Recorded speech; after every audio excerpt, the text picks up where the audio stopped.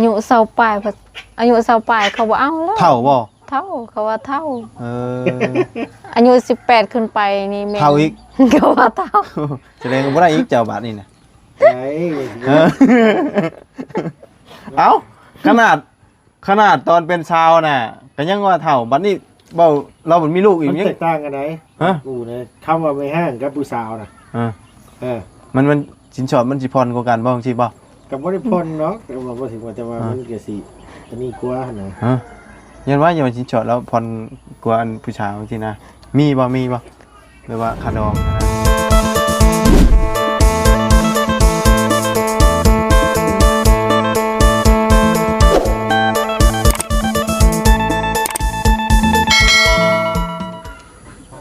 ตกอีกแล้วพี่น้องไอ้ฝนนี่ขึ้นมาอีกเลยยังบ่เบิดง่ายเด้นี่ตามเบิ่งนี่เนาะเดือนนี้จักสิเบิดหรือบ่พี่น้องไอ้ฝนนี่เนาะผู้เกี่ยวข้าวกะหอบอันน่ะปบฟ้าปบฝนอยู่พี่น้องไอ้เนาะอันน่ะฝนมันตกห้ามเข้าโอ้ยพี่น้องไอ้เนาะผู้อันว่าอันเกี่ยวแล้วก็ใครอยู่เนาะแต่ว่าผู้อันยังเกี่ยวบ่แล้วนะพี่น้องเอ้ยยังหอบพุ่นหอบพี่อยู่เนาะเอามื้อนี้ก็เข้ามาหาทั้งน้องหัวก่อนพี่น้องไอ้เนาะพอดีเมื่อวานพี่น้องไอ้เข้ามาหาเมื่อวานนี่เนาะมาบัดออกไปนี่พี่น้องเอ้ยกับบ่น่าสิอันรุดไปก็ได้เนาะออกไปหน่อยเดียวเนาะรุดอยู่ห่าเนาะน้ำมันก็พอดีเพียงหัวเข่านี่แหละพาทางลุงเฮิมไปเฮือนสามอนไปลงจอดลงหันบ่เห็นป้ายเนาะกลับมาตามหาตามบนทางกับบ่เห็นเนาะมาหางุมอยู่นี่กับบ่เห็นแล้วก็พอดีอันว่าป้าบุญก็เลยบอกทางน้องหัวเพิ่นว่าป้ายทะเบียนเฮียเนาะพอดีอันนี้พี่น้องกันเนาะหลานของน้องหัวบอกอะไรเก็บได้เหลือลูกนาบ่าวนี่แหละ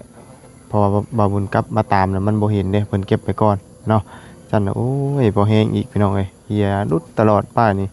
จักสิเฮ็ดวิธีใดเนาะสิบ่ให้มันรุดนี่เอาน็อตอันว่า8น็อต10ยึดใส่กับอันว่ากันชนเนาะบ่เนาะพี่น้องเนาะเอาแบบซีให้มันสอดทะลุเลยเนาะเวียนจับอย่างดีเนาะมันจังบ่หลุดเอาแบบจับคักๆเนาะบ่เนาะเอาก่อนอื่นก็กราบสบายดีและสวัสดีพี่น้องกันเบิดสุขุสุคนเนาะพอๆกันมื้อนี้ก็มาตามเอาป้ายก่อนมื้อนี้เนาะตามเอาป้ายกับน้องหัวก่อนเพิ่นว่าเก็บได้แล้วเนาะเมื่อวานนี้ทางร้านเพิ่นเอามาปะไว้นี้เนาะถือว่าโชคดีไปมาบุญกันเกือบไปอีกแล้วพี่น้องเอ้ยเกือบเป็นได้เสียเงินอีกแล้วเอาเห็ดกับ2 ล้านปลายพูเห็ดปลายใหม่นี่ก็ได้โอ้ยจักเป็นจังใดพี่น้องเอ้ยบัดเวลาเลขออกคือว่าบ่ซื้อเนาะบัดเวลาอันนี้เฮียเรื่อยขนาดป้าซาเนาะเดี๋ยวจังใดก็ไปเอาอันน่ะป้ายก่อนพี่น้องกันเนาะเป็นจังใดพี่น้องกันเนาะทางน้องหัวก็อยู่เฮือนอยู่ซ่านมื้อนี้เพราะว่าไปใส่บ่ได้ฟ้าลมฝนตกพี่น้องเอ้ยไปโอ้ยฝนนี่เนาะไปชาวพี่น้องกันเนาะมานี่แหละเมื่อวานนี่โอ้ยเนาะซาดแมนพี่น้องเลยชื่อเลขกับโบถือเนาะ ว่าสิใส่เหล็กอยู่วัน ฮะจะใส่กับโบถือคือเก้าใส่เลขนั่น ใส่แล้วบ่ว่าเดี๋ยวบ่ถึง ถึงจะได้หา ตื่นจะเลขหาบ่ บ่ได้ใส่เหล็กมา มันออกกันว่า52เนาะ มันออกเล็กมาก ออกเลขมาก ใส่แต่มันหยังดึงห้อย ใส่เลขหอย นกแลนกย่าง เมื่อวันก็ชื่อคือการวานนี่แต่ว่านี่มันออกตัวท้ายมันนี่ออก52อันนี้มัน54เนาะมันบ่ใกล้เคียงเลยยังรุดอีกตั้งว่า2โตพอ ได้นึกเนาะว่าหาเด็กมาบ่คิดเนาะ เฮ้ยเนาะเอาสบายดีเด้อทางน้องหัวเฮาเนาะสรุปแล้วไผก็เก็บได้นี่น่ะลูกน้ำบ่าวอยู่เฮือนนี่บ่เอานี่ไม้ก่อนพี่น้องเอ้ย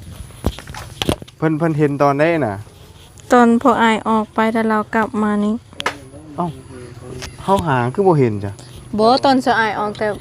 บ้านเพื่อนน้องนี่เด้ อ๋อตอนออกตอนว่าอันนี้น่ะเราชวนเขามาเราเก็บเขามาเลย แม่ อ๋อจังพ่อก็กลับมาหามันจังบ่เห็น กลับมาหาบ่เห็นพี่น้องเอ้ยเพราะว่าเพิ่นเอามาก่อนเนี่ยเนาะไปฮอดเฮือนสาวมอนไปแล้วตกใจว่าบ่เห็นป้ายตัวเอง ป้ายเหี้ยวะ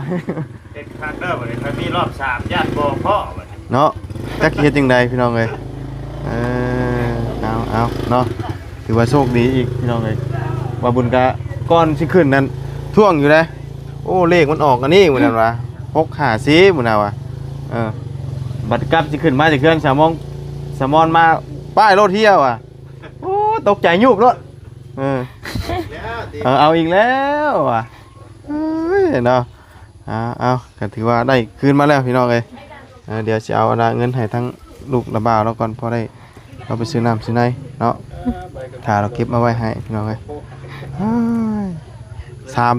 2 เทื่อได้แล้วนี่นะตอนนั้นเฮียบดอันพลังอันนั้นนะไปหมดเลยบ่เรืองเลยวะเนาะโหดโพพี่น้องเอ้ยฝนตกเนาะมื้อนี้เนาะมานั่งพี่บัดนี่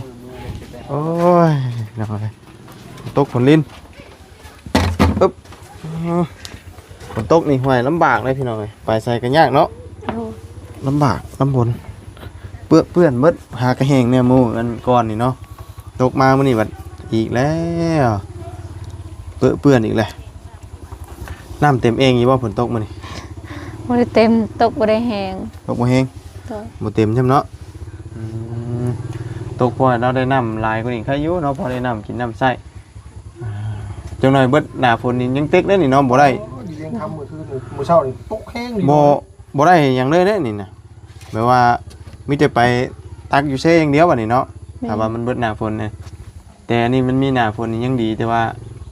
เวลามันตกแห้งเฮาก็ต้องไว้อันว่ามาเข้ามาหยังเนาะมันก็ได้ช่วยแห้งนี่เล็กน้อยบัดนี้หลังจากนี้เบิดหน้าฝนนึงก็เป็นยิงยาวเลยแล้วบัดนี้เนาะยาวเลยพี่น้องยาวมันบ่มีแบบว่าตรงเพราะสำห้องเลยเด้เนาะมีแต่ไปอย่างเดียวบาดนี่ถือว่าไปใช้บ่ได้เลยมื้อนี้ฝนตกเนาะไปหาหยังบ่ได้มื้อนี้ทั้งเมทั้งหยังเราก็บ่ได้ไปใช่บ่ฝนตกแต่เช้าบ่ว่าแต่เช้าแน่นอนตกแต่บ่อยู่อยู่พี่บ่ได้ตกกลางคืนหาก็ตกมื้อเช้านี้บ่หักแห้งนึงมื้อเช้านี่ผ้าดังแตกต่ำเนาะผ้ากลมหัวเฉยคำฝนตกนี่บ่อยากลุกได้ลุกมาก็บ่มีประโยชน์หยังเด้ลุกมาก็ไปใช่บ่ได้มันมืดตกคือเก่ามันแบบว่ายังเฮ็ดให้เนาะอันห่มผ้าคักปานยังเนาะเฮาอยากตื่นจังงงอย่าเจ้านี่ตื่นเล่นเกมบ่เฮ้ยน่ะฮะโฆษณาในบ่เห็นว่ามาเล่นเกมเนาะยิงกันต่ำมันเล่นบ่เก่งดิเจ้าเนาะข่อยก็บ่เคยอันเกมอันเด็กน้อยเล่นอันนั่นน่ะจักเขาเล่นได้ไหนเนาะน้อมรับสายตาเขาเล่นไวขนาดเกมนั่นน่ะป้ายทะเบียนของมาบุญนี่ก็อันน่ะของมาบุญสารวัตร6677เนาะของมาบุญนี่6654พี่น้องเอ้ยเพราะว่าซื้อเอาตัวเก่าเนาะตัวอัน54นี่มาอยู่ตัวเก่าบ่ได้ซื้อเอาเบิดมันแพงเนาะแต่ซื้อเอาคืออันน่ะของมาบุญสารวัตรนี่มัน5ล้านเนาะแต่อันนี้มัน800,000มันก็ถือคือกันเพราะว่าเลขมันบ่ได้ตรงเด้ก็ว่าเอา6655นี่ก็แพงอีกได้แต่วันบ่มีมันเบิดมันเนี่ยมันเต็มเลยเพิ่นเอิ้นเนาะถ้าซื้อเอาอันนั้นอีกก็แพงไปอีกสวรรค์เขตพี่น้องโอ้ถือว่าโชคดีแล้วครับข่อยบ่มีปัญญาซื้อจะป้ายอันนี้สิข่อยบ่มีปัญญาซื้อหรือว่าจะลดเลยหากแต่ว่าข่อยสิบ่พายิงได้ข่อยสิหาวิธีนั่นก่อนหรือว่ายางนะฮะยางแขนจะคอไปแล้วแขนจะคอไปเลยบ่เฮียเรื่อยบัดนี้เป็นโกยค่อยนะถ้าว่าเพิ่นตรวจข่อยก็อันนี้ได้ออกป้ายป้าไปถึงเพื่อนผมถ่ายไว้ใช้โทรศัพท์เวลาเพิ่นตรวจแต่รถคันเก่าเราขับไปคันเก่าเราคันเรามาหับข่อยจื้อรถบ่มีป้ายข้างหน้าบัดเราไปใส่ป้ายข่อยบ่จื้อบัดนี้รถได้ก็อันคันเก่านั่นก็จนลืมว่าเพิ่นสิได้ใช้ว่า3 เดือนเนาะไปทั่วที่ตำรวจถามเอาอะไรก็นี่เนี่ยป้ายอยู่ในนี้ว่ะนี่คือกันนะนี่เฮ็ดชุดเก่าแล้วบัดนี้น่ะมันเหียเรื่องเด้ บ่ไหว ยัน บ่ไหวเด้ ยันมันเสียรอบชามเลยยันยันสิบ่พอบ่ สิหาวิธีอันคักๆก่อนจังสิยิงใช่กันนะอันเนี้ยมันยิงสั่นอีหลีเนาะนี่น่ะนี่ยิงสั่นเลยพอดีแบบรุดง่ายอะนะเอาน็อตเบอร์10เบอร์8โดนแล้วบัดนี้หันใส่กับกระจังหนาวเลยเอาแบบรุดบดกระจังโดนนะวันนี้น่ะรุดเพราะว่ามัน ไม่ถูกใจ ถึกน้ำแล้วมันไปไวก็มันหนักแน่ที่แท้ก็บ่ได้สมควรสิรุดได้เมื่อวานนี่ใกล้ๆนี่นะเนาะมองอันมองเฮียนนี่นะแต่ว่ามันต้านน้ำอยู่นี่แล้วมันไปลนอยู่พุ่นมันไปลนอยู่ช่วงแถวป่ามันพุ่นจ้ะ บ่หล่นอยู่นาวมัน ฮะ อยู่หมองน้องน้ำเลิกเลย แม่ นะ แม่ ขึ้น เห็นบ่เนาะ มันขึ้นหน่อยหนึงมั้ยจ๊ะพอดีมันต้านน้ำแล้วมันไปลนอยู่หั่นเลยเนาะหมองเฮียนเลยเนาะ แม่ เราเห็นแล้วเราเก็บมาเนาะยังดีอยู่เกินละว่าเราอยู่ใกล้เก็บมาอะไรกับคนอื่นเก็บไปยังเว้นง่ายอย่างอีกอุกอีกที่เรา รอบนั้นแล้วจนไปแจ้งความหายวะ รอบนั้นจะไปแจ้งเขาหมายจนจะได้เฮ็ดใหม่ได้นั่นก็ได้จนไปหาแจ้งความเดี๋ยวจะไปเฮ็ดแจ้งกันว่าในบ้านนะใบยังเก็บไว้อยู่เดี๋ยวนี้เพื่อยังอีนั่นก็จีได้เฮ็ดอีกนะฮะ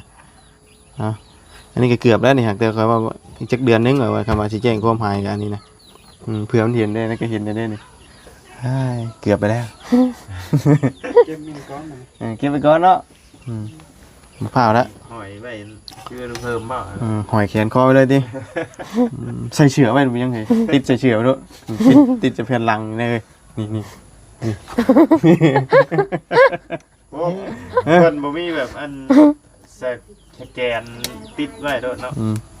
โอ้บ่มีป้ายนี่ขึ้นทางด่วนบ่ได้เลยไปหาแกะเอาป้ายรถบ่เตียงจนเพื่ออันหาหั่นขันน็อตอันนี้ออกก็แม่นง่ายตอนขึ้นอันว่าใช้ยะนะ มันมีกรอบนี่คนแห่เอาหันออกก่อน บ่ความหมายรถข่อยมันบ่มีป้ายทันได้ออกป้ายทันได้ออกแล้วบัดนี้ขึ้นมาทางด่วนบ่ได้มันเบิดเวลาเด้ถ้าว่า5 โมงน่ะมันสิแก้ไขได้ไปเป็นสิมีใบยังให้แล้วบัดนี้มันเลย5 โมงมัน6 โมง7 โมงแหละบ่ได้ขึ้นทางด่วนบ่ได้ข่อยต้องไปหาหั่นน่ะเพิ่น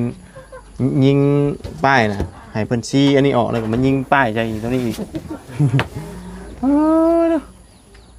เพื่อสิได้อีกกระตึกอีกกระน้องซึ่งก็แม่นไปบ่ได้มาบ่ได้มื้อน่ะบัดขึ้นทางด่วนบ่ฮอดชั่วโมงว่าคำว่าโค้งทางด่วน5 ชั่วโมงบัดนี้ยิงยาวเลยทำขึ้นทางด่วนลงเวียงจันทน์เลยน้องโอกมา แล้วดูพบางบ่ จากไอ้วังเวียงแล้วจากวังเวียงทางด่วนวังเวียงคักได้แลนนี่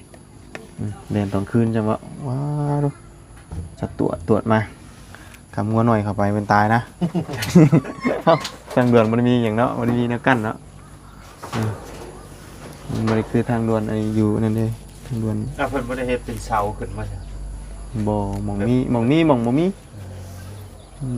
บ่ได้นั่นนะจำตอนเรียนเลย สูงคืออยู่ไทยแล้ว บ่เนาะ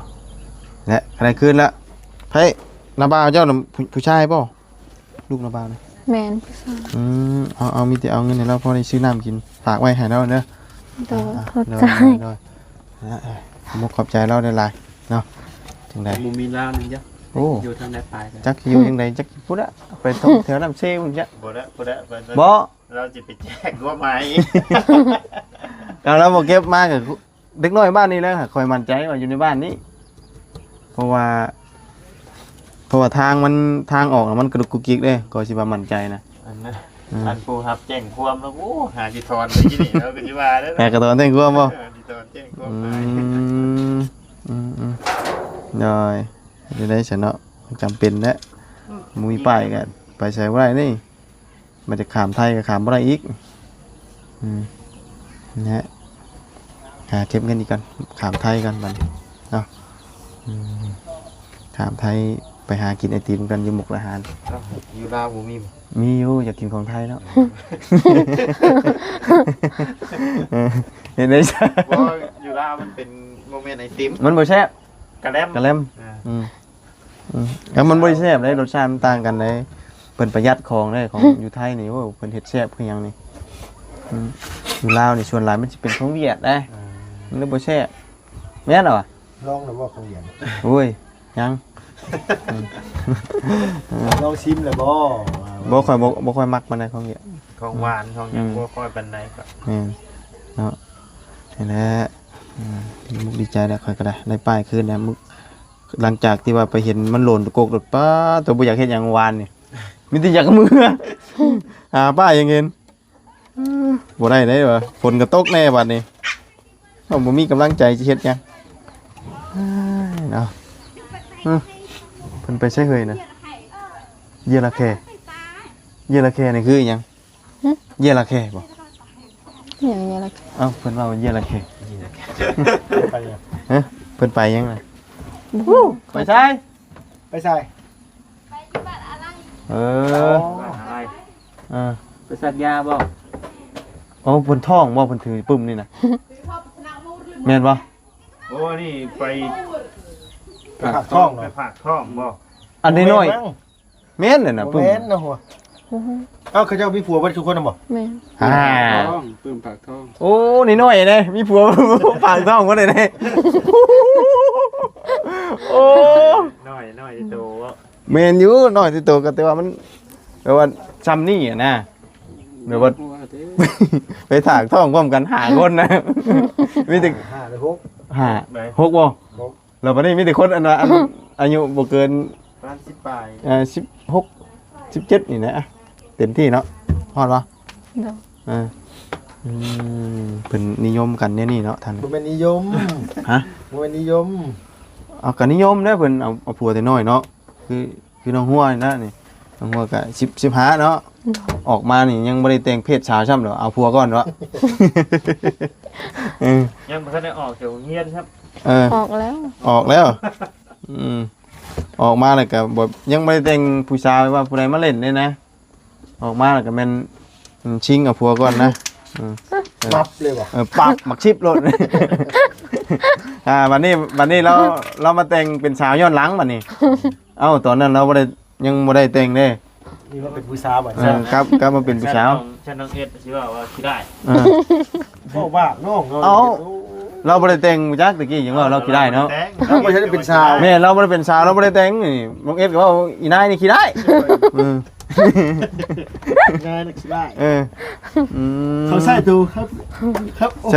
สดงว่าตอนนั้นน่ะ ใส่คำว่าอีนายเด้ เจ้าจักปีตอนนั้นอายุบ่าวเอ็ดมาเล่นนะ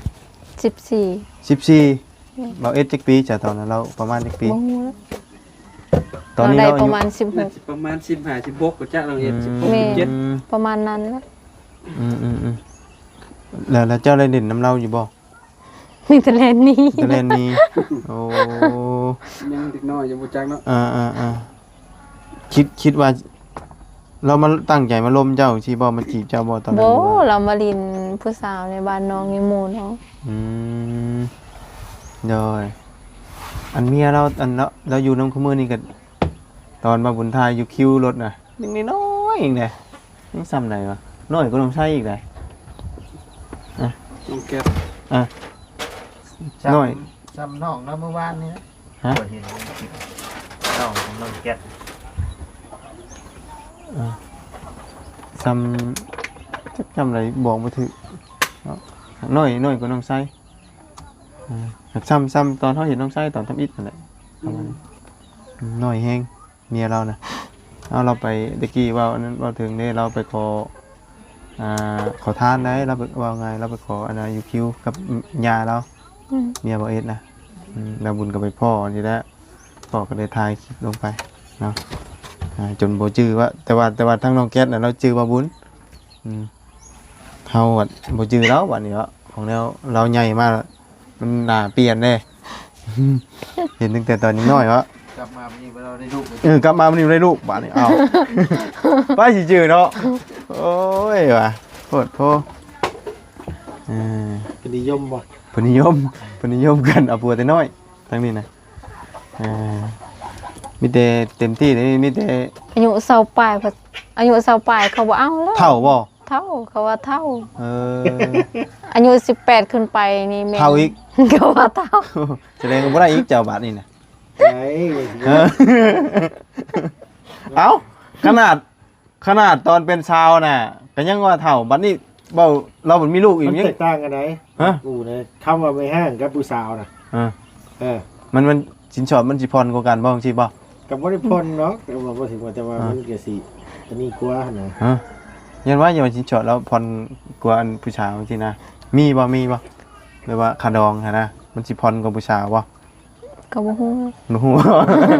ขอพร ยันว่าสิดอกเนาะ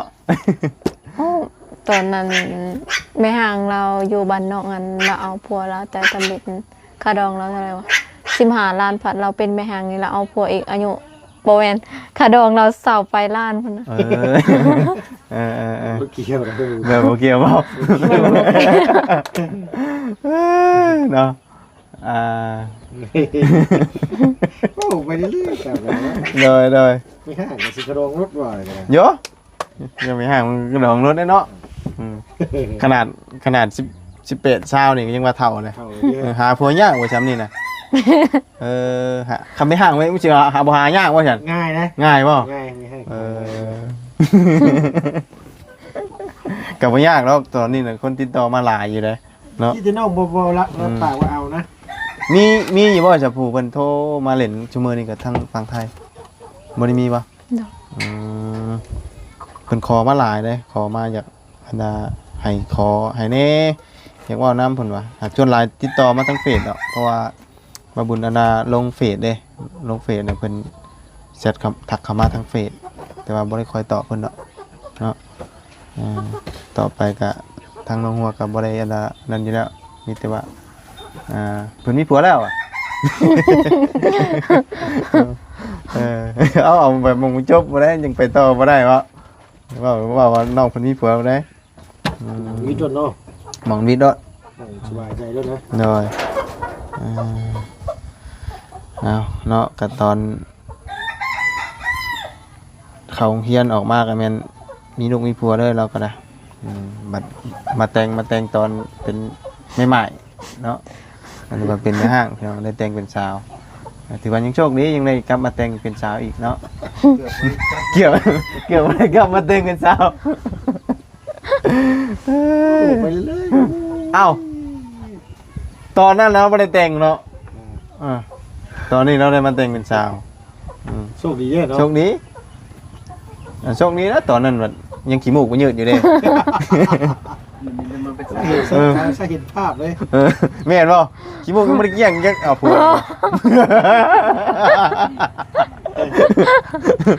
เอ้ยสงชัยนะนี่มันพันธุ์เกี่ยงแค่ไหนเนาะ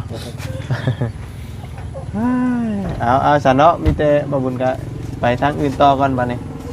ไปทะเบียนแล้วแหละขอบมุกขอบใจหลายๆเนาะฝากขอบใจเพิ่นนำเลยเด้อ โดย จื้อไว้บัดนี้พี่น้องเอ้ยเนาะสิยิงคัก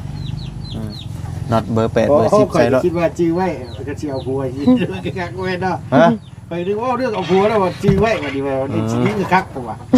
เอาไปทั้งวันเฉยกูว่าจื้อไว้บ่ได้สิเอาผัวยังกันบ่แม่นเนาะ เรื่องผัวแล้วมันบ่คำว่าอย่างนี้นี่กันประมาณจักปีตอนนี้อายุวันนี้ ยังบู เอาลึกๆนี่นะ ว่าสเปคนะสเปคฮะ เท่าๆจังซี่บ่ ว่า มันก็บ่เกี่ยว ประมาณไหนเท่าซำใด เอาบ่ได้ เอาบางเทื่อเนาะหากแต่ว่ารุ่นเรานี่สิได้อยู่ประมาณ40ขึ้นไปนี่เอาอีดี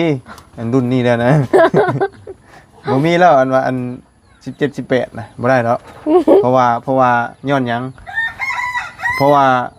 ผู้ชายทางนี้แล้วว่าขนาด18 20นี่ก็ยังว่าเท่านี่เด้ เอามันก็เป็นบางคนเนาะ ในนั้นป่ะจ๊ะว่าพิษเนาะขอโท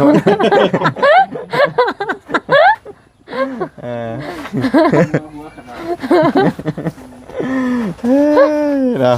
เอาว่าให้หัวให้ม่วนนี่แหละบ่มีหยังดอกพี่น้องเอ้ยสำหรับมื้อนี้ก็ได้เนาะคำบ่เว้าก็บ่ได้หัวบ่เอาผัวก็บ่ได้ลูกก็เพิ่นว่าแหละเนาะแม่นบ่ งามกับคนงามกับยอมแดง ไก่ก็งามเหมือนคนงามก็ย้อนแต่งเราบ่แต่งตอนนั้นเด้บ่าวเอ็ดเพิ่นยังว่าอีนายนั่นขี้ได้แล้วอ่ะเละๆดำๆเนาะถือว่าหลายเติบนะบ่าวเอ็ดจึงออกปากว่าอีนายนั่นขี้ได้อีนายนี่ถือว่า เท่าเลยพี่น้องเอ้ยคำว่าอีนายบ้านเฮานี่แต่ว่าบ่ได้ด่าบ่แม่นคำด่านะอีนายนี่คือแบบว่าโอ้อีนายนี่นะขี้ได้แท้เท่าแท้นะอีนายนี่คือแบบมันยืดนะมันจะเป็นแบบนี้เนาะแม่นหยังอีกเด้อันนี้ก็ โดย โอ้ยเนาะ ไปซะน้องหัว สิแบ่งให้เป็นจังจะ ไปเด้อจันเด้อ น้อยปานนั้นบ่เดี๋ยวนี้เฮ้อบ่ มื้อน่ะว่ากันใหม่เฮามื้อนี้ออกก่อนมื้อนี้เนาะเพราะว่ามันมื้อนี้มันปาด โอ้ยสิแม่นยากนำเนาะบ่ไรเอ้ย วันเสาร์พุ่นน่ะวันเสาร์สิเดินทางแล้วสิกลับก่อนเนาะมานี่กับ2ทิศแล้วจักเคยบ่ยังบ่ คิดตาย โอ้ทิศปลายบ่ ชุมข่อยมาวันจันทร์1 2 3 4มื้อที่4มื้อนี้ชุมข่อย ฮะเจ้ามือที่4ก็มันมือที่10แล้วบ่ จะปล่อยลงวันที่10 ยังบ่ วันที่10ปล่อยลงวันที่10 อืม ที่10เด้13 เลย ข่อยลงมาได้ เนาะก็ลงมาพร้อมกัน ข่อยลงไป ลงไปแล้วลงไป ขึ้นมาวันที่ พร้อมกันบ่ ลงไปเมื่อยังวะ เดี๋ยววันลงวันที่9 วันที่9เมื่อบ้านอยู่ประมาณ3-4มื้อ อันน้องย่อยลงมาแต่เวียงมื้อใดจ้ะ ว่าสิลงมาก็ยังบ่ฮู้ยังบ่มีพนักงานมาแทนยังบ่มีคนมาแทน ถ้าเพิ่นหาพนักงานมาแทนได้บ่ ก็ยังบ่ฮู้แต่ว่าเขาหาพนักงานมาแทนบ่มาบ่แม่น จังได๋ แต่ว่ามีคนมาแทนนั้นก็สิบ่ได้กลับ บ่ได้กลับมาซ้ํ เนาะ กระบะกระเบาะแล้วเนาะ เยี่ยมพอบ่ได้ไปเยี่ยมได้ โอ้ออกเลยก็ได้ติ ตกลงว่าเมื่อได้จะไปหัว อืม วันจันทร์ผมว่าออกวันจันทร์อังคารผมว่า ก็ยังบ่ฮู้ บ่ฮู้เนาะ ไปสอบเย็นกลับ เฮายังบ่ฮู้ บ่ได้นอนพุ่นบ่ บ่มีแต่ไปแหละสิไปกลับไปแต่เช้าแล้วตอนเย็นกลับ มันสิทันเวลาเยี่ยมบ่ ท่านอยู่ไป ทัน แต่ บ่ เช้า คือว่าเนี่ยตื่น เยี่ยม เช้า ได้ตลอดบ่ได้มีแบบว่ากำหนดมื้อนั้นมื้อนี้บ่อยู่ในเรือนจำ จังว่าแล้วข่อยก็บ่เคยเยี่ยมเหมือนกัน ต้องถามบ่จันทร์นั่นแหละเพราะว่าเราเคย เขาว่าได้เยี่ยมมีแต่วันอังคารกับวันพฤหัส อันเด้วันคานกับวันพฤหัส เลยชวนไลน์กันอยากเยี่ยมเฉพาะช่วงเช้าหาช่วงบ่ายนี่มั้งเนาะ นี่ ประมาณ เช้าเราก็ทันจะดอกเราไปแต่เช้าตื่นแต่นั่งรถไปก็ เขากับฮู้เนาะเว้าข้าวๆไว้ซื้อยังบ่เคยเยี่ยมเนาะ เราก็บ่เคยไปเยี่ยมแบบคนในเรือนจำเถื่อ แม่นป้าชาเนาะเว้ายาวเอ้ยบ่เฮียเว้าหลายยาวยืดเนาะไปก่อนบานนี้เด้อสบายดีเด้อสบายดีไปๆเนาะทางอาจารย์ก็ออกเนาะอาจารย์เนาะไปพี่น้องเอ้ย พี่น้องเด้อ ไปฝนตกพี่น้องเอ้ยเนาะ แม่ ตกเช้าแล้วโอ้ยเนาะหมูมากาไก่รถก็บ่ได้ล้างกูล้างเลยบ่ได้ล้าง ขึ้นเก่าแล้ว คนกลุ่มเนาะโอ้ยไป ล่าง พี่น้องเอ้ย นี่ก็ออกจากหมองกระเจ้าล่างเรียบร้อยคือเก่า ไปแล้วพี่น้องพบเจอกันใหม่เด้อมื้อนี้เนาะ ไปพี่น้อง ไปก่อนเดินทางก่อนไปแล้วสบายดีเด้อหูแบกกันเนาะโอ้คำ